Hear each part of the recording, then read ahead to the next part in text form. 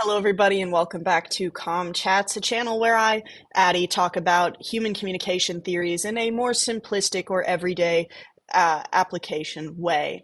This week, we're going to be discussing Discourse of Suspicion, which is a theory created by Dennis Mumby, who really examines and redefines a lot of Weber's theories within it. A very brief explanation. Discourse of suspicion really presses the importance of a continual attitude of questioning and overall, suspicion of larger power, ideological, and control structures within institutions. It also centers on this idea of hegemony, which is about the relations of domination and submission, where the oppressed groups are actively agreeing to and maybe even endorsing things that are actively oppressing them by the majority groups.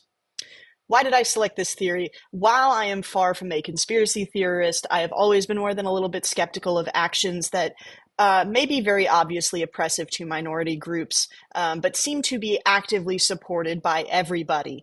And the key word there is seem.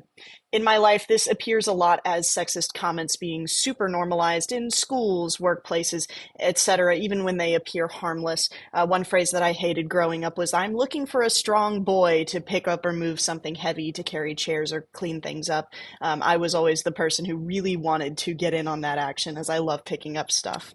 I also deeply hate the view of people in company as things or costs, actually, as our textbook defines them, Littlejohn et al. I am much more of a humanist when it comes to those ideologies, and I like to think more of people as individuals than as cogs in a machine. I'm also curious as to how these systems are dismantled in smaller contexts, especially how those who are previously extremely racist get out of kind of echo chamber organizations. I'm thinking of the KKK in this instance, but there's many.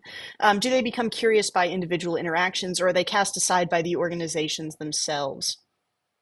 Looking at the continual merit of this theory, it has a pretty broad scope as it deals with all organizations that have a blatant or hidden bias. Logically, it's consistent. Heuristically, it's quite valuable as it can actually be used to do a lot of case studies specifically on any organization where there is discourse of suspicion. Very parsimonious. It makes sense. A lot of it's in the name.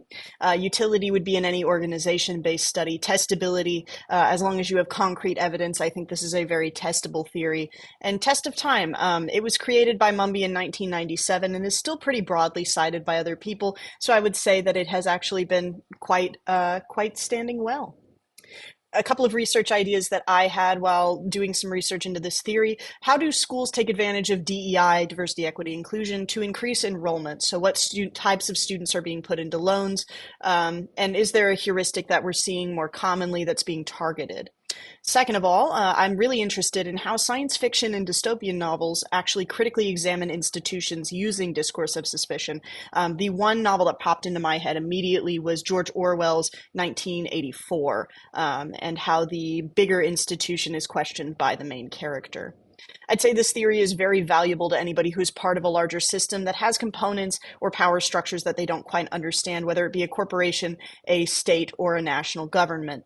I think a healthy amount of suspicion for who's in power and what they're doing and why is essential to keeping our critical thinking skills sharp and to understanding why things are going on.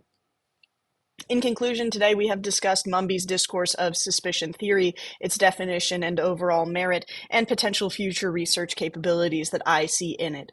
Thank you so much for tuning in for another theory vlog. Don't forget to subscribe for more communication theories that are applicable to your situation.